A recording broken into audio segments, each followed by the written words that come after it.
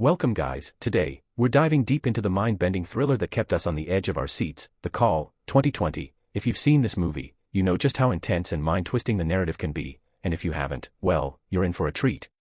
In this video, we're going to dissect the captivating ending of The Call, exploring the intricacies and unraveling the mysteries that left us questioning reality. We'll break down the ending that make this movie a thrilling experience. Now, let's unlock the secrets behind The Call and decode its enigmatic ending. So let's begin. Okay, so first of all let us try to understand the concept of the film and then we'll dive to the ending explanation. So in the past when Young-suk saved Seo-yeon's father, it rewrote the present timeline of Seo-yeon, where her father never died and their family lived happily. But in this timeline Young-suk is dead, who was killed by her stepmother. After finding this, Seo-yeon told her about this, and upon getting the information, Young-suk killed her stepmother instead and later on Sung-ho.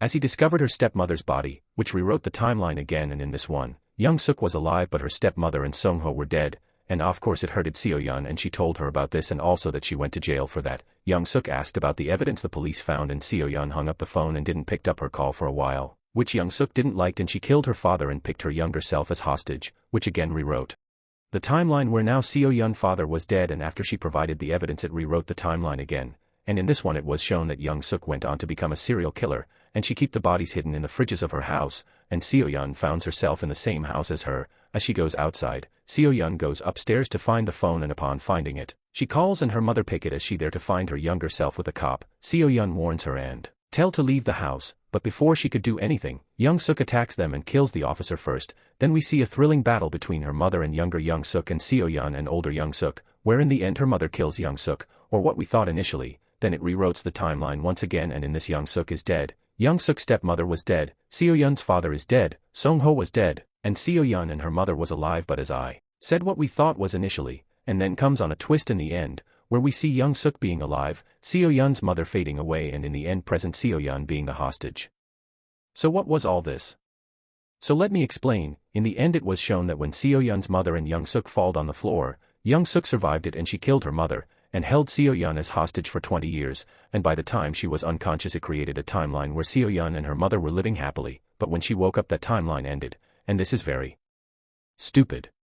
Because how the hell can Young-suk disappear if she's technically alive in the past and then reappear again? And how the hell can her mother be alive to up to that point if she was dead there? Only to disappear you need to die completely, not just lose consciousness, and to be alive you also need to be technically alive, and such a short time like this just can't create a whole timeline. This makes no sense. But this was the only possible explanation of the ending, although there's one more to interpret this, that maybe end credits was part of a different timeline, but in the whole movie it was about Seo-yeon and Young-suk rewriting timelines of the initial story, nothing more than that, and we also saw Seo-yeon's mother disappearing, so this just can't be two different timelines. So basically, to understand the ending just keep this in mind, that Young-suk survived the fall, then she killed Seo-yeon's mother and had kept Seo-yeon as hostage for 20 years up to now, and rest of the other things are nothing but plot holes, which just makes no sense, and it's so frustrating because the movie could have ended in a much better way, but anyways it is what is.